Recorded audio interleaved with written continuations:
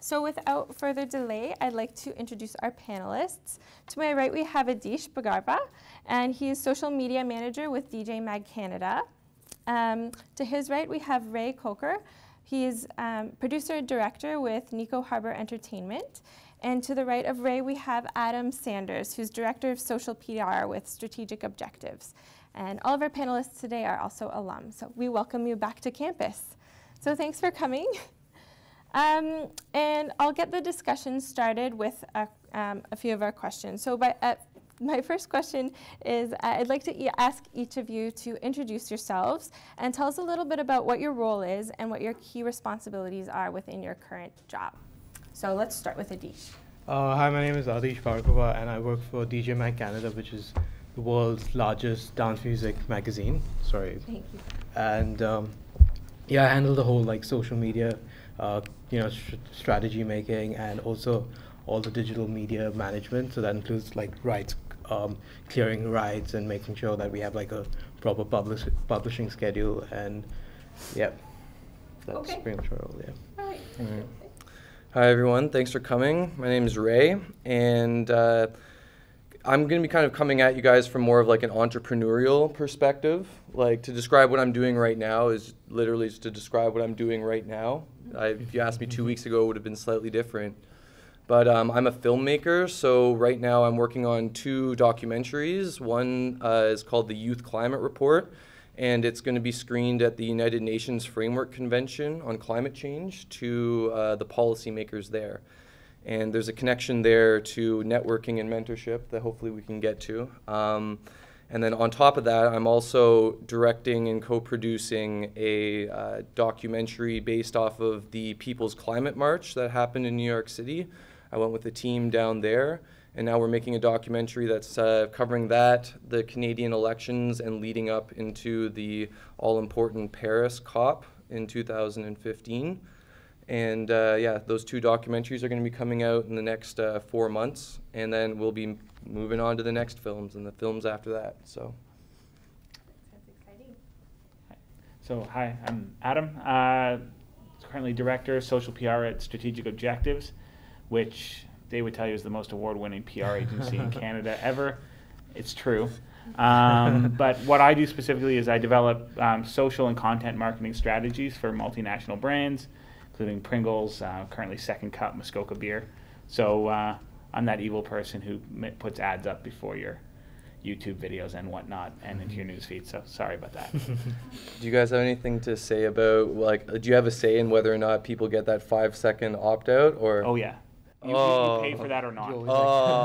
But there are rules that YouTube puts in place. So we couldn't put a 5-minute video in front there, but at 30 seconds, yes, we can force you to watch that. All right. Got a lot of power. Okay. The next thing I'd like to ask each of you to do is briefly share an overview of your career story. So maybe starting with your time at York and how you got from York to where you are right now. You can, if possible, also comment on the value of your degree to where you are now. I know that's a big question. Would you like to begin, Adam? Sure. So I graduated with a degree in English literature from York. God, I don't even know how long ago. Probably 7-8 years ago. The one thing that actually provided me was a basis in writing. And to my mind, whenever I'm going anywhere or doing anything in social media, writing is what leads it. And I always say that actually writing a good tweet is more difficult than writing a blog post. You have to be concise, you have to be really strategic, know your audience and know your tone really specifically. So from York and that degree in English, which no, I did not become a teacher with, went to the government actually, was a communications officer for an MPP in the Liberal Party for a little while, and then internships at a PR agency. Did that for a few years, worked my way up, writing press releases, starting to get into social and digital media with clients like Dyson, Pfizer Canada. So I was Viagra Man on radio for a little while. Yep. Radio, they can't tell how young or old you are. Moved on from that, went more into a GR role, which is really where I cut my teeth in social and digital media, because believe it or not, GR B2B, social media actually has more power than I would say even in the consumer space. When you say GR, do you mean government relations? I do mean government Okay. relations. Sorry about that. That's okay. So yeah, government relations. So flu shots with pharmacists. That was that was my big thing. So I spent 4 years working for the National Association that works with pharmacies, different from pharmacists, and then went back to strategic objectives as a manager, and been promoted. I'm a director now. So Congratulations, man. well, I guess. But yeah, the big thing to me again is writing, and just continuing to read and think about words in a really authentic way. So I think there is a connection to the degree itself. Mm-hmm. Okay. Right? All right, so I'm just going to quickly back it up just for a second, because I kind of have like a whole idea that I base my worldview around that will help bring context to this. And that is, if you have an idea or a contribution that will benefit society, and you have real actual passion for what that thing is, you can succeed independently in this world. Like, you don't need to have a boss, you don't need to have like a structure that isn't created by yourself. And my goal is basically to tell you guys how you can make the system and other people work for you and with you, rather than following rules. But everyone benefits, because in the end it's all about relationships. Business is a relationship. Everything is about how people are interacting with one another. And the better you are at that, the more options you'll be able to create for yourself. So this is how I started to do that at school. I was given the opportunity to apply. Sorry, I should back up. I was doing a film production degree here at York. Surprise, surprise.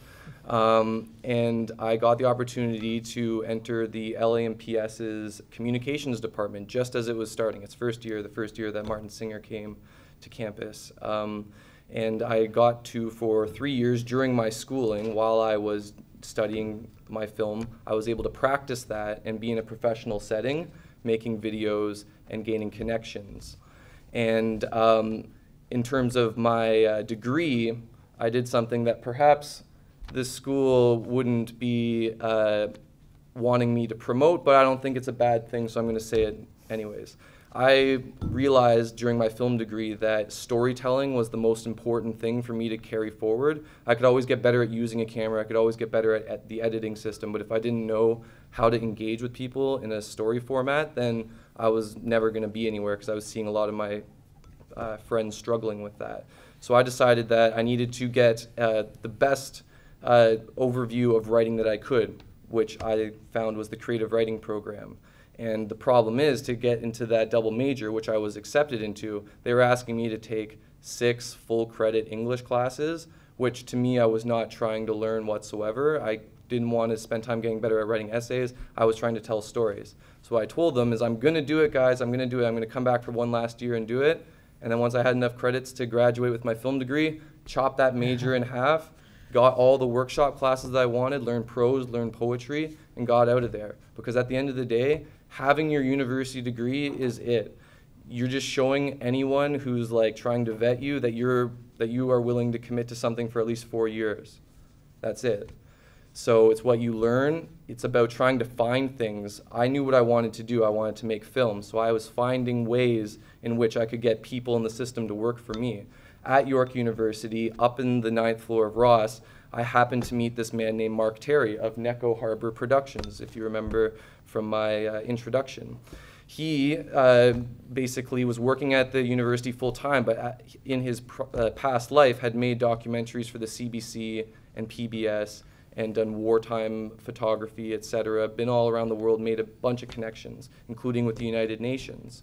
So from there, just being a good coworker, showing him that I was a hard worker, being a good guy, nice to talk to and stuff, he actually offered me an opportunity to help out on the Youth Climate Report, because he was having a hard time getting people to submit for him.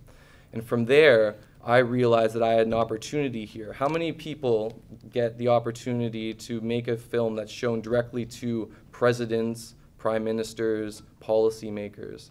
The answer is actually only one. Mark Terry is the only man that the United Nations allow to make these films, and he didn't have time to do it. So I had a chance to do that. I'm 23 years old. Am I going to get another opportunity to have my name up there this early? No. I dropped everything. I moved home for 4 months, spent $12,000 getting myself all the film equipment that I needed, all the editing equipment that I needed, got myself on my feet with that, made the film. It was shown last year in Warsaw, and I got asked to do the next 2. And from there, because I had the equipment, because I had the experience, and because I'm the kind of person who goes out into communities and makes friends with random people, and if we talk about networking and mentorship, I can expand on that. I was able to basically carve out a group of people that have mutual interests, who are trying to accomplish all the same things for themselves and are willing to come together as a team to all make money and do stuff.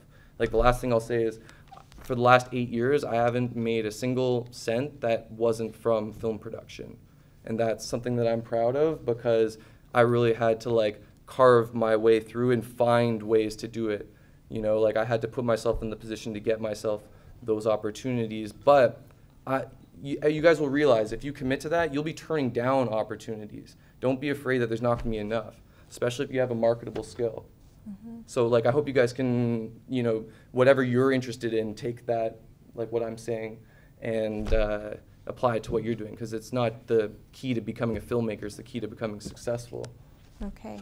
And then bringing us to right now, this week, today, what are you working on? Well, we're actually working on a crowdfund right now for the People's Climate March film, because we don't want to be beholden to Canada grants and to investment interests due to the political nature of our film. Okay. Yeah. All right. Thank you. Adish? And so coming to my story, it's a little bit of what you shouldn't be really doing at university. So I started off as, to be quite honest, like a fairly average student. I didn't really care about university, to be quite frank. Then the York strike happened of like, I think 2007, 2000, and I just didn't come back to class, right? I was like, I didn't care. I knew that, you know, I'd like sign a petition, have it taken care of.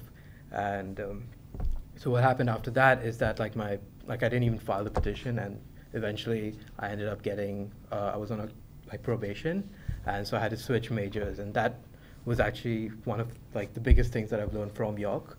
Because everything that I learned in class, I feel like I could have learned that myself, like on the internet, YouTube, or like whatever, like, you know, read a book. But like those life lessons in York, I feel something that, you know, I'm lucky that I had that opportunity to, you know, face such a problem at university and not like later in my career where, you know, it could really affect me. So, right, and after that, like, you know, life-changing experience, I, you know, started taking university a lot more seriously. And, you know, I finally had to switch majors. I was originally studying marketing, then I had to switch to business economics. Graduated in that, went back home to India, and I started off as a trainee at Sunburn Music Festival, which is Asia's largest dance music festival.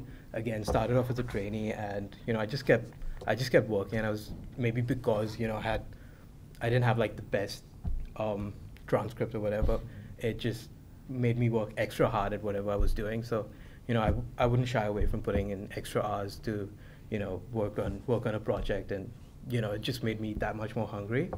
So I kept going in that, and then I slowly got more and more responsibility. But first I was like, yeah, I just made to do like this research. Then I was given Twitter, then I was given YouTube, then I was given a SoundCloud, then like part of the strategy, and I was part of the strategic team, and then finally I was handling PR for the MD of our company, who's one of the 50 most powerful people in dance music.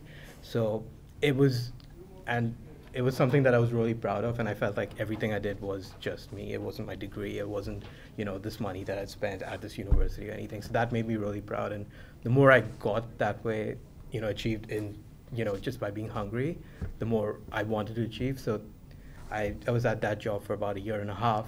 And then I decided to move to Canada, like move back to Canada, just because I missed Toronto and like everything. So, and more than anything else, I also wanted to move away from music.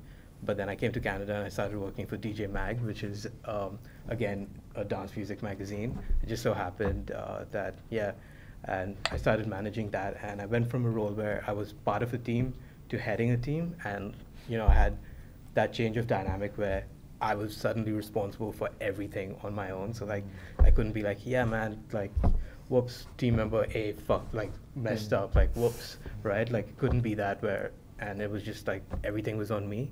And again, that gave me a lot of pride of ownership as well, because like all the success was also now me.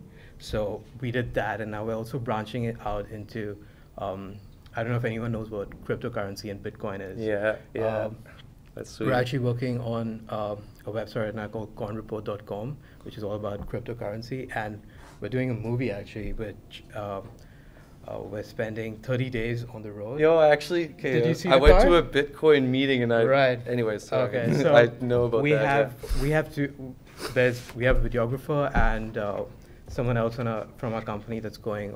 We have this car that's wrapped, and we're taking it across, basically down the East Coast, across up the West Coast, and back all on Bitcoin. It's 30 days, 40 cities, all Bitcoin. So that's another interesting project I'm working on. So yeah. Wow, thank you very Sweet. much. It's an interesting story, and it's nice to hear too that what you learn at York isn't just in the classroom, right? Right. There are things that happen Oh, outside yeah, and the it's like, classroom that can be really. Everyone's like, shaping. yeah, is a university degree really worth it? Is it not? I always thought that it wasn't worth it, and like, I always had pressure from home where it's like, yeah, you have to get it, like, you have to have a degree and stuff like that. I always thought like, I wouldn't go to class and I'd like read the textbook myself and like, a couple of maybe internet searches, and I'd like figure everything out. So maybe I got cocky that way. And like there were classes where I'd just go for the midterm and the final exam. I'd get a B+. I'd be more than happy. I didn't want to do better than that. I was like, fine, whatever. And so maybe that made me like a little, I don't know. But like it really hit me hard when, Yeah. got on probation. And Speaking for a second on behalf of big business, which I guess I'm the representative of here. Not really. It's a small business, but we work with big businesses. Yeah. The university degree, while you might not apply everything you're learning, if you want to get a job, we set it as a bare minimum for anybody we're Right, hiring. right. So there is that. No, to consider as 100%. well. Like, and also a lot of people like, I feel if you don't have the degree from the right university, they don't take you seriously. But having said that, nothing that I actually learned, like again, I don't have fair. a typical experience. I feel like like I didn't go to every class in the front bench, like take notes. Like I was the worst student ever. So yeah. So I'm just going to say this. York University is the exact time that you spend there. How much of all the time that you spend at York University is spent in the classroom or studying, right? You'll get a chunk of it, but it's not going to be all of it. Right. Like your university experience is literally everything that was like associated with school, and the way that I see it. And if I were to give myself an analysis of like a B, like an average of like what I achieved, I'd give myself maybe a B or a B+ for how well I'm doing what I'm about to say. But basically, I think that if you treat your university experience like your life, like how you want your life to go forward, and start it as early as you can, and like think like an adult as early as you can. Like I'm 25, and when I was 23, I was like, I would never even imagined like that I'd be talking this way. Like I didn't believe in networking, I didn't believe in anything like that. But the quicker you commit to what you want to do, the better. And you always have to make whatever situation you're in work for where you want to go, otherwise get out of it. So if you're at school and you want to be X, well, make sure that you're not doing Y and Z, even if you might have to, even if it means getting a C in one class and getting A+ in the classes that matter. Like unless you're trying to go to grad school, you don't need to have a certain mark, right? You need to make the most out of your experience and then hit the ground running afterwards. Mm-hmm. Right. And like Adam said, often it's required to be hired. You just need that degree. Yeah, so finish school. Yeah, of course. Yeah, 100% finish school. And also, there were many points where I was, I just wanted to like, I didn't think it was really important. I was like, yeah, screw this. Like, I'll drop out of university and like, I'll figure it out. But, finishing university and like, especially finishing after like, you're in a bit of a tricky situation, it's a challenge. And like, if you don't like see things through to the end, you're just gonna, it's just something that's not a very healthy Exactly. setting you know, setting a mindset, bad precedent for your life, or right? like giving excuses, right? Yeah. Coming up with, oh, university doesn't matter. This Yeah. doesn't matter. That doesn't. Exactly. It Don't give just- yourself yeah. excuses, and don't let yourself Right. live with failure if you can. Yeah. If you have the ability to not do that, it's Right. bad for you. And I think you nailed it when you said university taught you to think like an adult. I think that's the real takeaway Yeah. that I'm still learning how to think like an adult, by the way. Don't think of me as like someone who's Yeah. I'm like what you guys could be in like a year and a half if you just really like decided to go for it. It's a process. Everyone, I think, is figuring out how to be an adult Yeah, all the time. Exactly. And in your adult lives, I'm interested in what a typical day looks like to each of you, because it's nice to hear about what your responsibilities are, but day to day, what does your work life look like? So Adish, would you like to start, and then we'll move to the right? My work life has changed actually over the last like couple of months, because initially I was handling everything myself, in which case, like, you know, for example, if I was handling Twitter, then I have like it's all segmented, so you have like a list of influencers in this region, that region, you gotta interact with these people, get this message out. Like it's everything's very structured, and it's not as fun as you think. Like there's a lot of like actual work behind like every tweet, every like, you know, every video you release, every set you release. It's so it's a lot of like, you know, for example, just uploading one video to our website includes making a thumbnail, making sure the thumbnail is approved by, you know, the artist management, making sure that every track in that set is somehow cleared by labels where one label owns the rights in, like, you know, the States, and one label owns the rights in Canada. It's just very complicated. And yeah, so like, you know, going through like Twitter lists, going through Instagram content schedules, going through Facebook content schedules, making sure everything's scheduled up, there are no typos, there are no, you know, faux pas that you're making. And you make a lot of mistakes in social media, and like, you know, making sure that you have damage control, like, you know, in place, because I think, especially like, you know, you don't really want to, like, everyone makes mistakes. It's like you don't want to like sit and blame someone, but like you need to have that damage control in place as well. Sorry, I feel like I've not really answered that question properly, but yeah, there's a lot of checklists and like, you know, things to do on that level. On a higher level, it includes monitoring data. That's like probably like a lot of people don't understand and don't think of that as a big thing, but analytics, insights, and you know, just looking at numbers and seeing what worked and what didn't work is massive, right? It's like you can make, like, you know, you were talking about making, you know, a really good tweet. You can make the best tweet in the world. You can have the best, you know, video, best whatever. As if you don't have that delivery system, if you don't have the numbers speak for themselves, right? And you can't really justify putting 5 people to work if, you know, 20, 30, 50, 100 people are going to watch it. You know what I mean? It's, so sometimes those numbers tell you a story you don't want to see. Sometimes those numbers, you know, support what you want to do. So that's a big part of what I'm doing right now as well. And, you know, overall strategy creation, because, like, you know, all the blogs and, like, you know, you can follow like the best social media gurus, but some things that work for other companies don't really work for you. Some things that are considered, you know, perfect for certain like big companies, and, you know, are not super effective.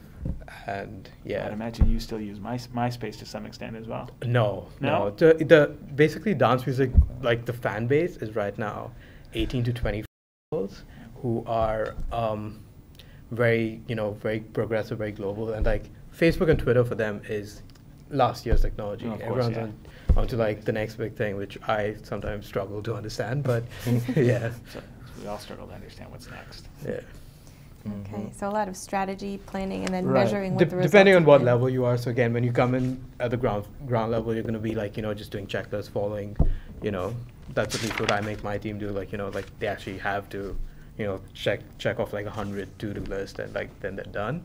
But at like a higher level, you know, they look at like numbers, and yeah, it's all about numbers, basically, what I have to say. And Ray, a typical day?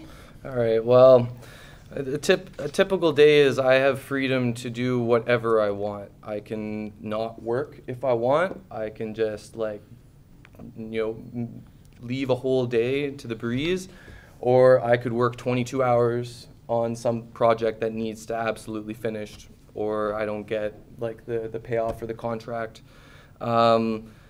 But the way I'm going to answer the question is this is something that I'm actually starting to develop right now for myself. It's not even fully developed, but I'm huge into sports, played competitive sports when I was growing up, basketball mainly, but almost all the other sports too. And that mentality's kind of stuck with me, and I really like the idea that like we can talk about who the best basketball players are in the world and see just spreadsheets of data to back yourself up and to show who really is the most effective, even if that person doesn't have the most flash or something like that. So I'm finding ways in my life to track myself in every single way that I feel comfortable with, which for me is every single way. And I'm developing some like app survey things on my phone and like time tracking sheets and like this crazy Excel spreadsheet to basically watch myself and make sure that I'm living a thorough, fulfilled life and like a balanced life. Because I think that if I can get myself to that part where I'm living a truly balanced life, socially, physically, mentally, emotionally, that's when I would be able to like step my professional side up forward. So I try to be as productive as I can, if that's working out, if that's seeing a friend, if that's taking a meeting, or if that's just burying myself in my office at my editing machine, just going crazy with the footage that we have. Or if it's like just to bring it into like a professional context, a lot of my job as an entrepreneur is as the head of my own self, I have to make sure that I have a good relationship and rapport with who I'm working with. If I am making a video and the person I'm making it for needs it by a certain time, but I'm not going to be able to have it done in that certain time, it's not finished, but like let's say like the second draft or something, you have to be very skilled at like keeping them up to date with your progress while showing them the benefits of what you're about to show them, setting up their expectation levels, etc., things like that. You have to be able to read people, know who's trying to like make some kind of, power move on you. I want it right now because I'm the boss. So you have to do something to show them, oh, you're the boss, right? Or if it's just a matter of this person needs a solid explanation and they could care less if they have it in 3 days, right? Just knowing the rapport, knowing who you're dealing with, knowing them as a person, and knowing yourself so that you can make the right decisions going forward. Sorry to butt in, but you were talking about like dealing with clients and stuff like that. I deal with a lot of like videographers and creative professionals, and like just that whole process. Like I think I'm like kind of the enemy in the situation, but like I've had to deal with like a lot of videographers, and what I feel like the creative side sometimes doesn't understand is that I have someone above me. Like, for example, we have a deal with Heineken right now for a complete site takeover. We do this series called the Heineken Green Room series, where we feature, local clubs, local artists, local talent, and we have someone making a video for us every week in like all across the country. And sometimes they're like the smallest of changes that drive like a sponsor or like, hey, the Heineken logo should be slightly to the left. Can you make it like 1 point bigger but to the right? And like it's as frustrating as I know. I mean, but there are times that like when that has to be done, it needs to get done. And it's also like, respecting the artist and the creative, but also like the artist has to know when it's exactly like what the point of his work is for. If you miss the deadline, then it's done. We had one of our graphic designers was making a poster for one of our events, and he was like, we got another sponsor on. He's like, oh man, if I put this one like logo up, it's gonna ruin. It's the wrong color, it's the wrong size, it's the wrong shape, and he's like, I'm not gonna do it. It's gonna ruin my artwork. Like, oh shit! And he was very adamant, and he was like, look, man, this logo right here is X amount of money, so do make it work. Make it work. But at the same time, making sure that you're not disrespecting that person, and basically telling them that they don't have a real say. So that's a fine balance. Yeah, exactly. What I was getting at. What are you doing it for? Are you making this graphic design so you can see it in a magazine and be like, oh, this is my baby? Or are you getting a paycheck at the end that's going to help you pay your rent? You need to detach yourself. Like, there's a lot of stuff that I do even on DJ Mag Canada that I would never do. Like, I find it like incredibly like, sorry, I shouldn't say any of this, but like I find it incredibly like cringeworthy, but I know that works. Like the numbers support like, the super like horrible stuff that I put out. So yeah. You kind of have to put your personal taste aside. I know, right? You have to like, And Adam, I would imagine client service is part of your job too. So what's a typical day like for you? I'll tell you what I did this morning. So got in probably like 7:30 in the morning. Finished up a new business presentation for a top running shoe manufacturer. Media trained a spokesperson. Cleared November and December tweets for another client, tweets and social content. I just always refer to tweets because they're the highest volume. And looked at social analytics reports for that same client to start planning for February and March. So lots of planning in advance. But in addition to that, it's, client service, yes, so answering a lot of client emails, hand-holding, making sure they're happy, making sure that we're servicing them properly and we're reflecting their vision. But as a director, I also have 6 people who work for me, sort of, or with me. It's probably with me, they would say with. But certainly coaching them, helping them through issues because they're all, really young grads, 21, 22, 23 years old. Smart, but new in their careers. So that is a huge part as you're going to progress. It's coaching and helping people progress in their careers. So it's kind of why I decided to actually come here today. And we appreciate it. You said one thing, you said you cleared tweets for November and December. I'm curious about what that means. Oh, so I approve them. Okay, all right. So they're written in advance, and then they are written. Well, yes, to some extent, and I'm sure DJ Mag is the same. So we have a content calendar with. So there are certain stories we want to tell in both a macro and a micro sense, but we plan in advance. So proactive content, including visuals for those, usually 2 to 3 months in advance, and then react to consumer questions and interactions, engagement in real time. So there's that always on community management side, but also the planning and strategy side. I focus most of my time on planning and strategy and support where team members need help on the community management side. Because to be honest, that is more of an entry-level junior role, only because it is so time intensive. If I were to do it, it would eat up most of a client's budget because I bill at a higher hourly rate. Yeah. Just to be really frank about it. Yeah. Okay. Sorry, Yep. I keep butting in, but you're talking about planning stuff. You can actually look at trends and you'd know that, for example, when the DJ Mag Top 100 came out, it was trending worldwide, including, it was trending in Canada. And, I knew that was going to happen, so I planned a strategy around it. Remembrance Day is another, that just passed, so we didn't do anything big, obviously, because we wanted to keep it very respectful, but we had to, we had a post around that, then Thanksgiving, Christmas, New Year's Eve.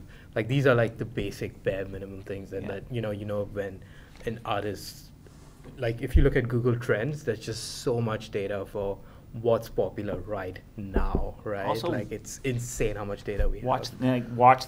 Read the news. Yeah. It's easy. You all have I'm assuming an iPhone or an Android, since 95% of Canadians do.